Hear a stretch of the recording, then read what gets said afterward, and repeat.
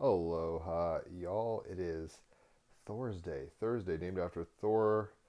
Etymologically, the rulership is Jupiter, and I will get into the astrology in un momento, but to show you the cards, to keep you a little interested before we get into the weather report. Six of Pentacles, Knight of Swords, and Weiwei is the wild card of the day. But the astrology is as follows. The Sun is in Aries, 13 degrees. The Moon, Gemini, 22 degrees. Mercury, Pisces, 27 degrees, retrograding. Venus, Pisces, 26 degrees, retrograding. That's conjunct Mercury. Mars, 24 Cancer. Jupiter, 16 degrees Gemini. Saturn, 24 degrees Pisces. That's conjunct Mercury and Venus. Uranus 24 Taurus, Neptune 0 degrees Aries, but that's still conjunct Mercury and Venus. Pluto is at 3 degrees Aquarius, North Node is at 27 degrees Pisces, that's exactly conjunct Mercury. It is also conjunct Venus and Saturn. Black Moon Lilith is at 0 degrees Scorpio, and Chiron's at 22 degrees Aries. So the major aspects right now, Pluto is sextiling the North Node, Neptune, Venus, Mercury conjunctions. Pluto is squaring Black Moon Lilith. Mars is squaring Black Moon Lilith. Mars is trining Saturn, Mercury, Venus conjunction, North Node, Neptune conjunction. Mars is squaring the Sun. Mars is sextiling Uranus. The Moon making some squares right now. It is squaring Neptune, North Node, Venus, Mercury, and Saturn. And the Moon technically is a little, it's off now, but it was recently conjunct Jupiter, so still feeling those vibes. All right, so let's go ahead and get into the cards. The Six of Pentacles. So if you're an Earth sign, the Pentacles are about material stuffs and groundedness, right? The practical world around you. If you're an Earth sign, if you're a Taurus, if you're a Virgo, if you're a Capricorn, you are a Pentacle, though we all have materiality and groundedness in us, embodiment in us. 172, Six of Pentacles on page 172. I say that so numerological stuff could pop for you. If it's there, enjoy it. Step into the natural flow of abundance, being the custodian of resources, philanthropy, generously offering life your best, and delivering a worthwhile vision. On page 172, the Six of Pentacles, I have more than enough. And this story is from David DeAngelis. He's been on my podcast. So check out the Team Rabbit Hole podcast if you don't know. 305 episodes and going. So I have more than enough. At the time I started working with David Bowie, my design partnership of 5 years was practically bankrupt. A passion-driven desire to create innovative designs which pushed boundaries and compounded with a scarcity of willing, adventurous clients to commission us had chomped through all of our resources. The bank had run out of patience, and an unexpected bill from the tax office had cast a death sentence on the business, Mercury and Venus conjunct retrograde. The axe would fall in 7 weeks. The time delay between the final demands, and the administrators showing up like the Grim Reapers. I had just finished this unpleasant calculation, Moon in Gemini, Jupiter in Gemini. It's like doing the math, thinking about things.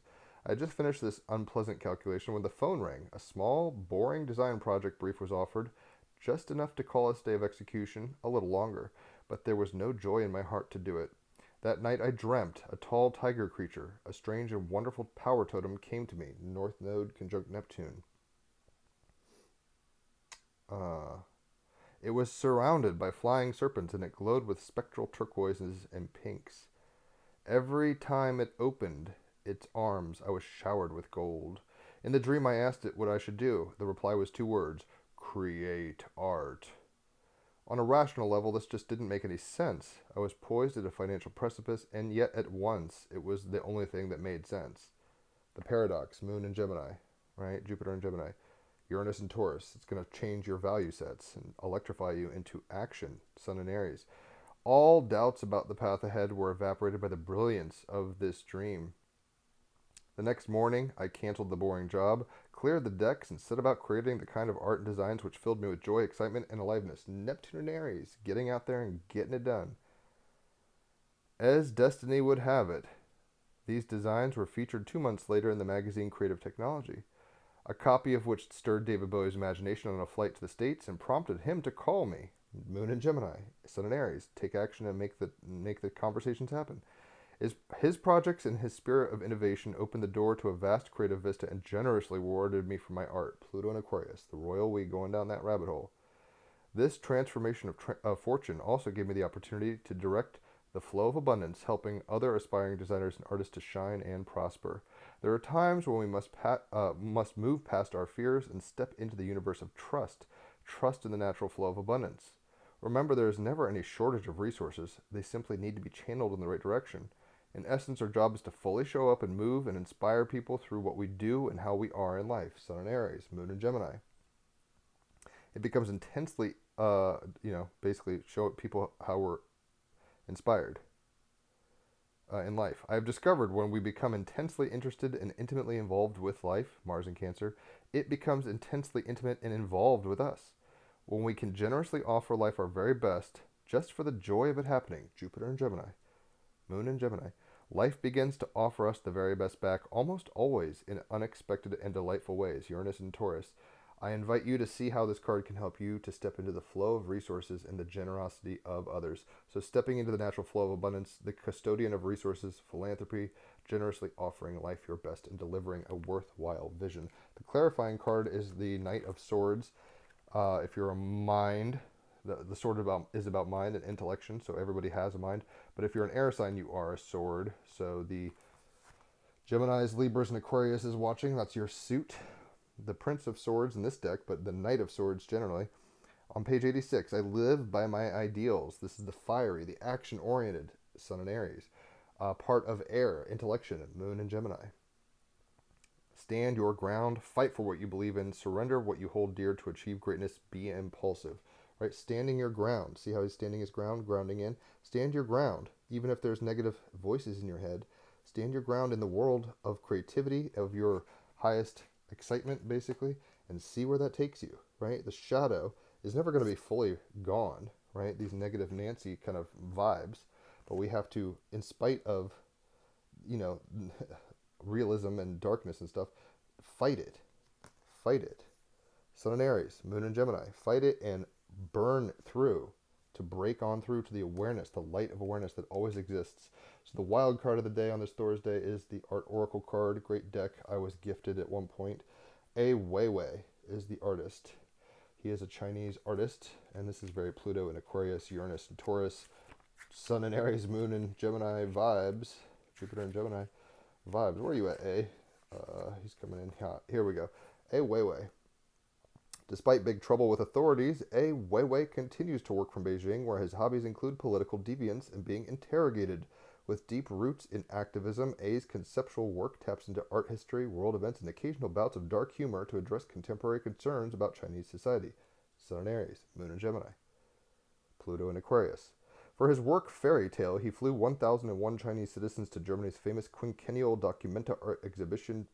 For dropping a Han Dynasty urn, that's the title of the work, he did good on the title's promise, an apparent protest against cultural repression. However, when a Florida man staged an homage protest of his own, purposefully dropping and shattering one of A's vases on display at the Miami Museum, A was not flattered and offered the man no tips on resisting arrest. A little hypocritical, Jupiter and Gemini. Sometimes, we play around and we're little tricksters, but when someone puts the whoopee cushion under us, we don't like it too much.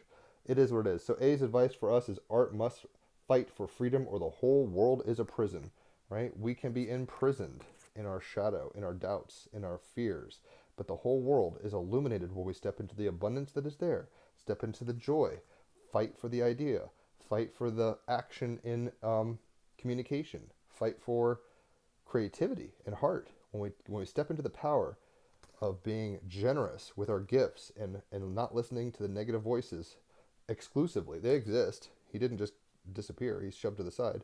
When we take those, negative elements and kind of put them to the side, the power and light of creativity, and abundance and magic can flow through. So A is saying art must fight for freedom or the whole world is a prison. So be the change, right? Expand. Jupiter and Gemini, your mind. So hopefully you've enjoyed this. Leave a tip if you have. Holler for a reading. I love giving them. People love getting them. 5-star reviews, so you know it's hot shit. And then check out the Team Rabbit Hole podcast. We just had Samuel Ferrand, who did this art, on the podcast. 305 episodes deep. Enjoy your Thursday. I'll catch y'all on the flip side.